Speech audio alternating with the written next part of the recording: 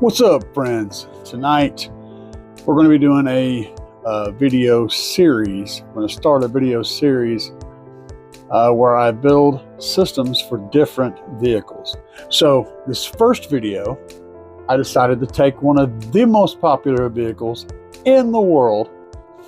So what we're working with tonight is the 2011-ish Ford F-150 Super Cab and the double cab and the cab and a half. It's going to work for both of those builds, and I'm going to build it to sound awesome, to be very tunable and flexible and upgradable, and with economics in mind, not going too expensive, but I'm also going to be pushing it toward the louder side of things.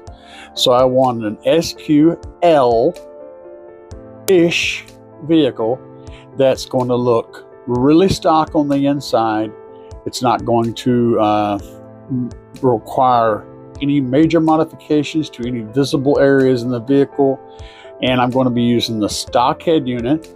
This is also the F-150 with the navigation system. So in this hypothetical scenario, I've got a pretty nice truck. I don't really want to do any major changes to the interior. I like the stock stereo for some crazy reason because I'm a nut. And so I'm going to keep it, and we're going to build from there. Now keep in mind that the equipment that I'm going to be using is completely compatible with an aftermarket stereo system. So you can carry this over into an aftermarket stereo if you should so desire.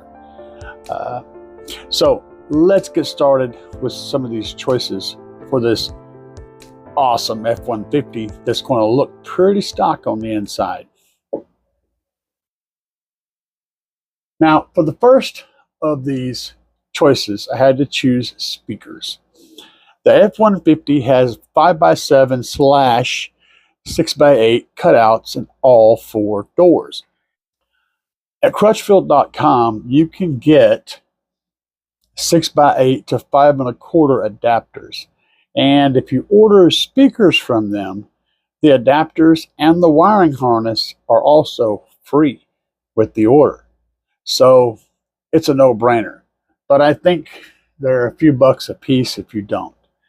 So keep that in mind. There's also plenty of other sources for these adapters. However, Crutchfield is a great source for audio information when it comes to cars, because you can find out a whole lot by going to Crutchfield and putting in your car. It's going to tell you so many awesome things. Having said that, the choices are either going with the 5x7 6x8 or going with an adapter plate and going to a 5 1/4, which opens up a large variety of drivers. And a lot of people really lean towards going to the round driver. For some reason, I personally don't have issues with oval drivers. In fact, my philosophy is cone area is king. Cone area is going to create a better sub bass, it's going to create better bass, and it's going to create smoother, more natural mids, in my opinion.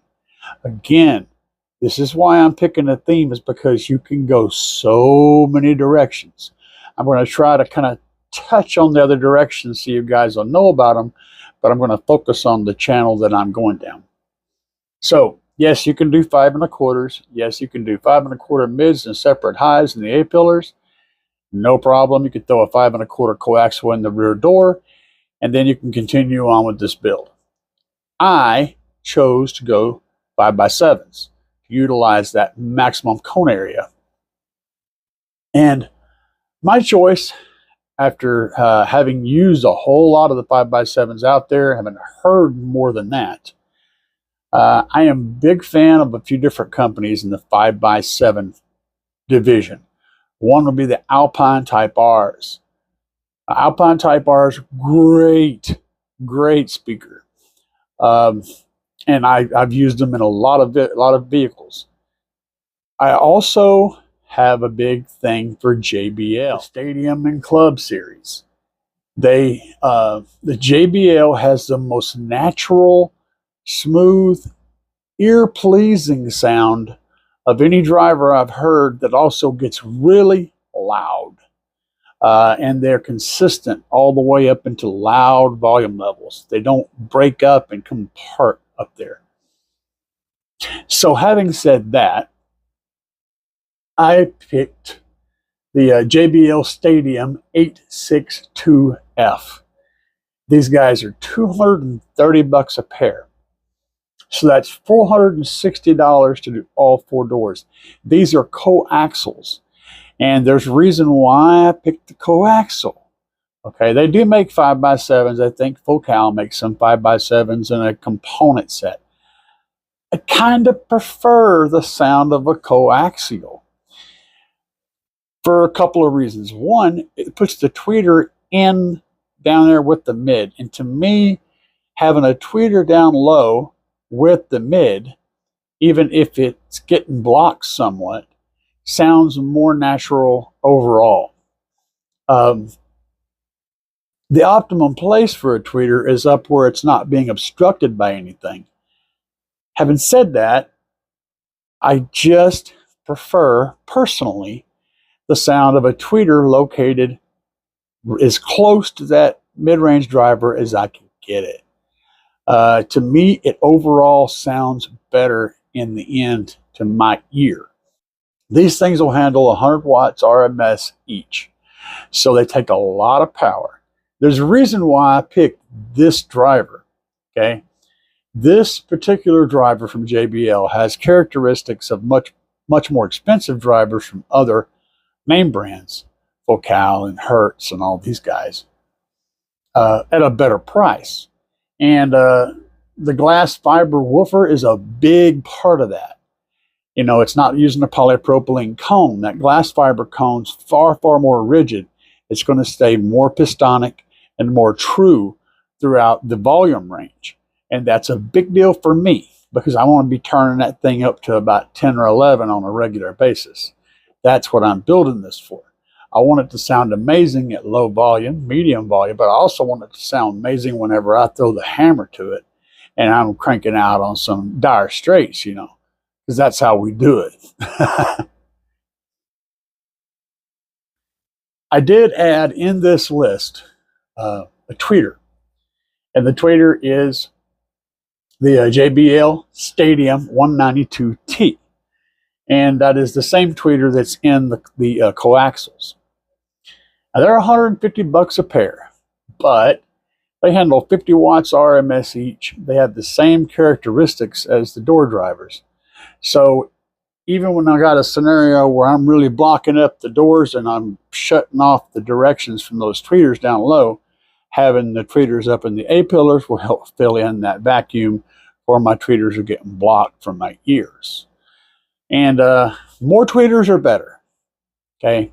The thing about tweeters is you can always turn them down, but you can't just magically add more.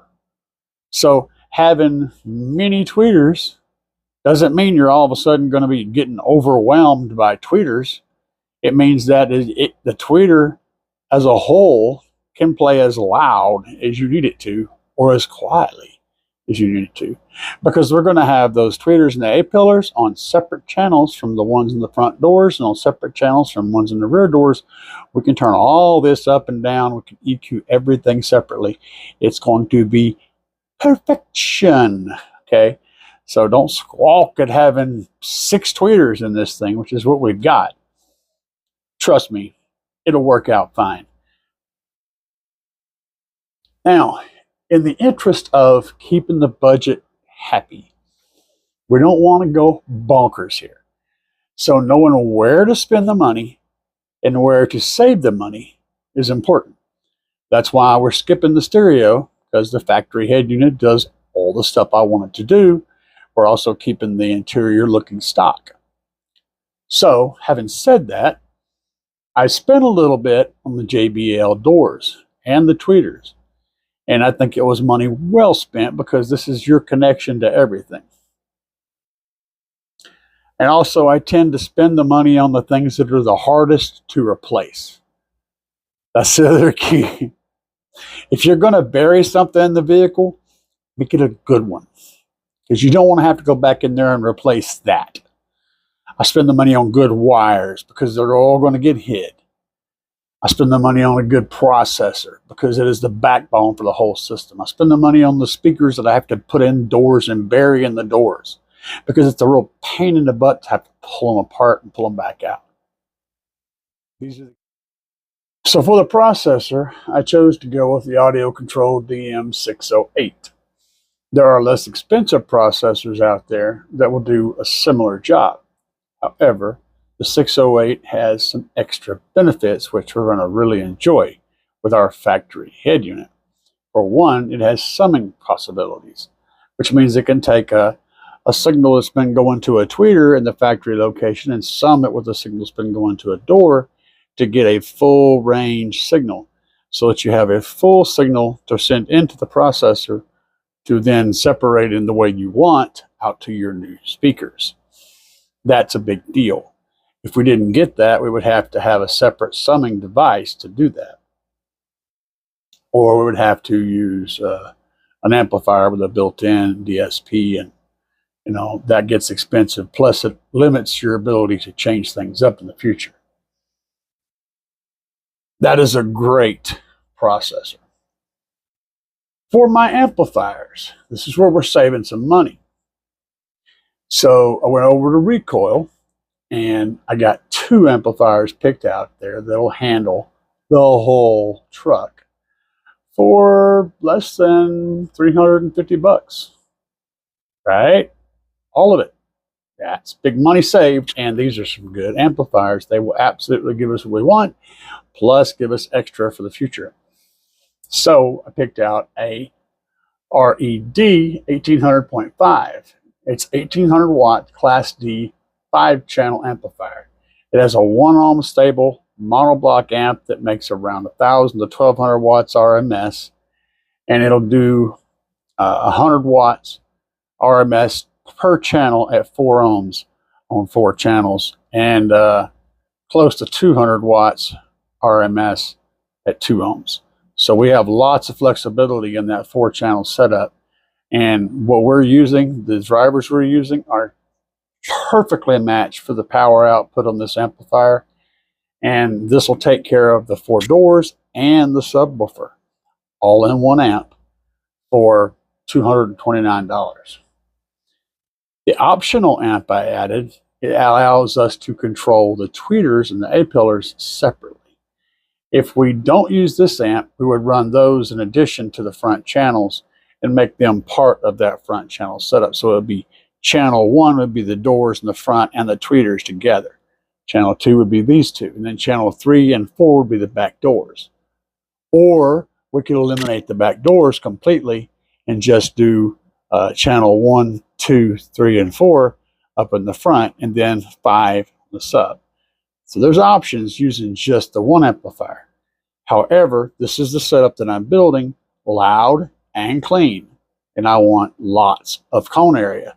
So in that scenario, I'm doing a 4-range, 4-channel on the doors, a 2-channel amp, which is the D1650.2 full range, 2 and 4 ohm stable, bridgeable amp. For $120, we're going to be able to amplify the front 2 tweeters and have an extra powerful amp that we could use for other options later. So this together is a very small price to pay for a lot of flexibility, and I think it's an excellent choice for this particular build. For the subwoofers, I have 2 subwoofer systems picked out. There are less expensive options out there, but in this particular build, my objective was to be both clean, factory looking, and non-destructive, and also be quite loud. Keeping with that theme, I've saved money in a lot of areas, so we're going to spend it on the subwoofer because that's going to be the backbone of this whole system. The first choice I've got two options here. The first choice is the Mojo Mini ported in clip with two 8-inch subs. This thing's $900, okay? But you're looking at two Mojos. These are Memphis Mojos. These are freaking amazing little subs. This thing will get down. If you want to emphasize the volume, the power on this build, and decrease the amount of money you're investing at the same time, this is the setup for that.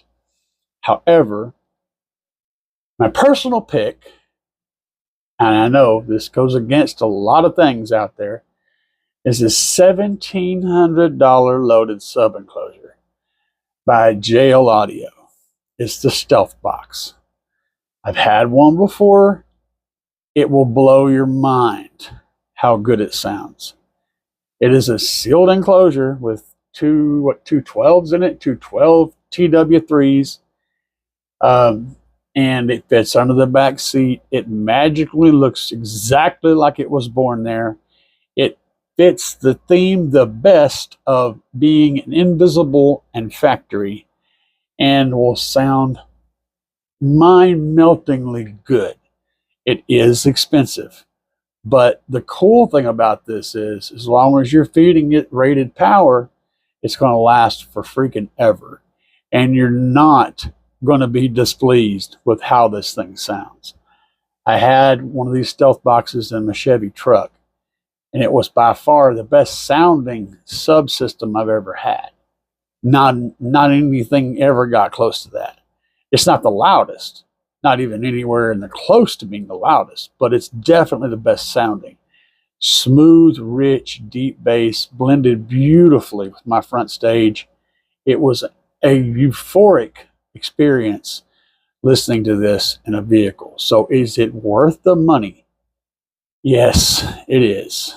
If you price out a custom built fiberglass enclosure like this, reinforced fiberglass shell that's built exactly to the specs to fit in your vehicle and blend in perfectly with the overall look, nobody's going to be able to do this for less than $2,000.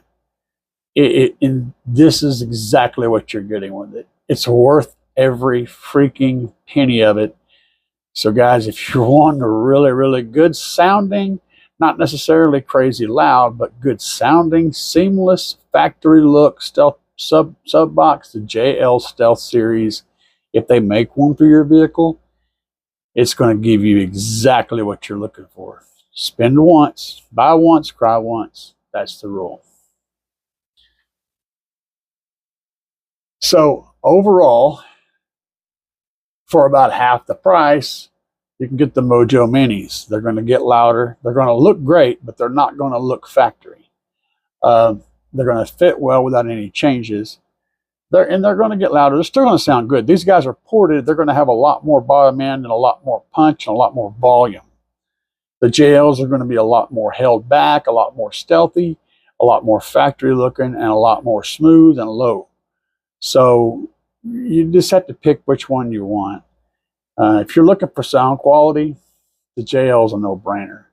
But if you're wanting to boom, but still keeping everybody to be able to have somewhere to sit in your truck, keeping most of your storage space and all that, then the Memphis is going to give you the best deal. So these two are the two enclosures I picked for this particular build.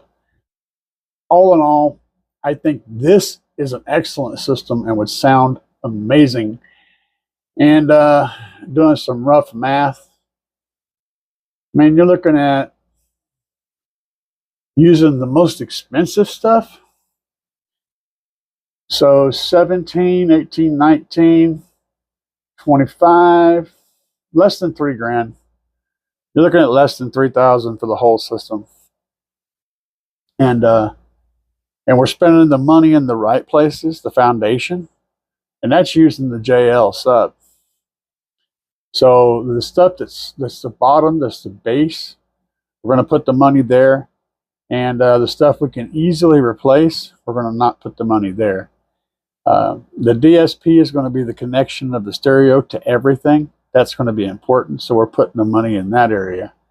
And we want a good, solid, hidden but awesome sub-enclosure subs, we're putting the money there too.